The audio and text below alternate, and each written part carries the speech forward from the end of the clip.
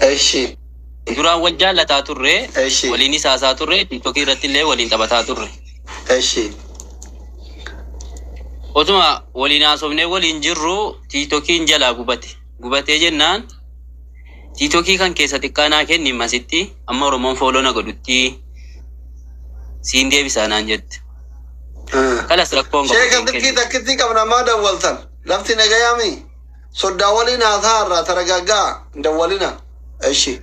Argiteeti jecha nama sheekatitti deebitaara sodda. Bareeda. Eshi.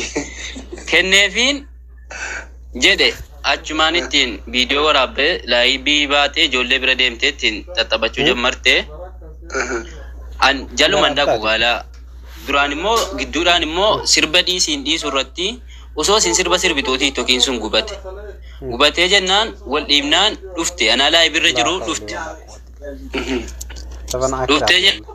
jennaan sitti deebi'uun barbaadan nan duraan maaliif deemteen jedheeni duraanuu jecha kee dhaga'uu dhabee jennaan kunoo TikTokiin koos gubate namman itirratti jaalladhe suni wallolle sinna abaaree nam tokkoon faana waliin galinii naan jette na abaarte sumattiin deebi'aa naan jette.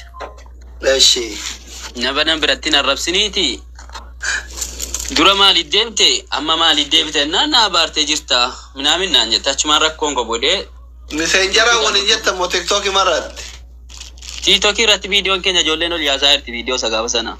Bar waan ganda keessatti deemaa jiru warri federaalaa kun hin argu baran eshi.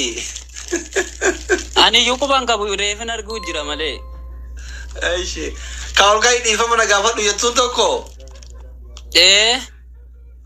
Argee viidiyoo sagalee arge. Yeroo sana gaalaa TikTokiin ma fayyadamuun beektu natu barsiisa keessa deemee natu banee kennee fi himoodhaan illee naanaasofti. Eshi.